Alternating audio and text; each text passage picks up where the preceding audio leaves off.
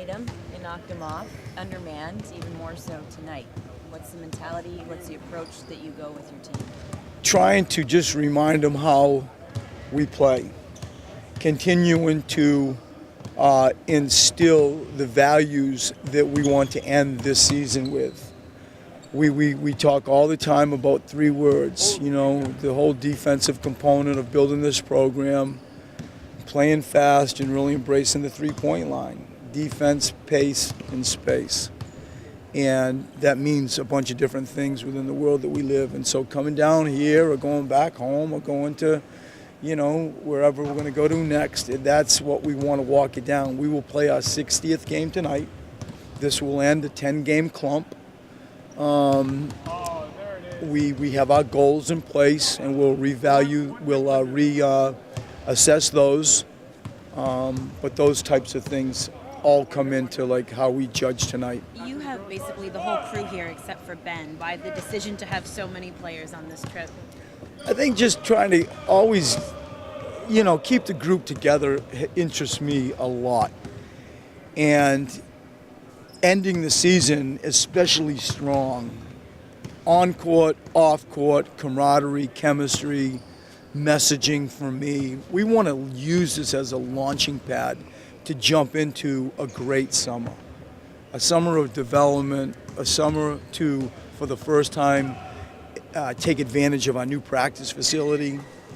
It's all there. It's all right in front of us. And to have our guys around us, all our guys around us, Ben's coming off the situation where we had the bone marrow injection, and he'll be with us in his normal routine for the rest of this week when we get back.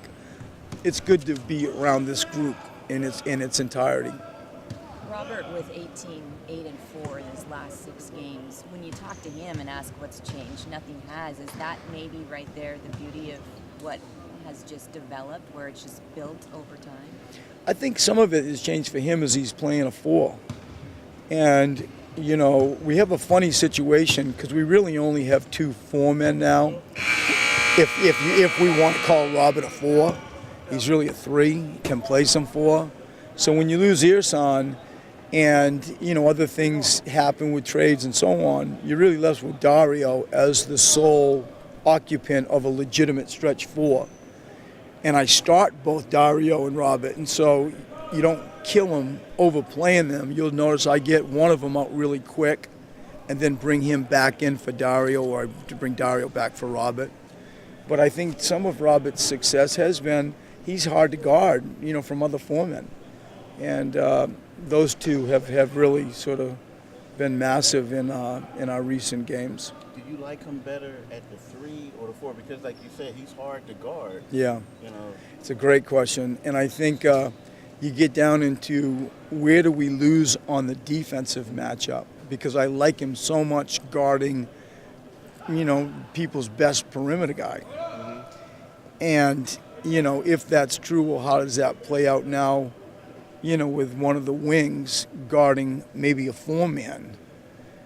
And so you sort of make your judgment based on what are we giving up defensively. What did you think about the month of February that Dario had? I just think that he came into his own in so many ways. None more evident to me than just a comfort level of who he is and who his teammates are and what the system he's playing in is. He wasn't always thinking so much and trying to please so much. He just played. And I think that there was just a freedom that he started playing with, and not worrying or overthinking.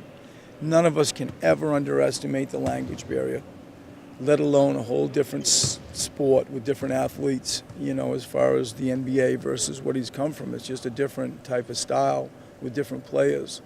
And I think the month of February stood out to me for those reasons, a comfort level that allowed his skill set to shine even more.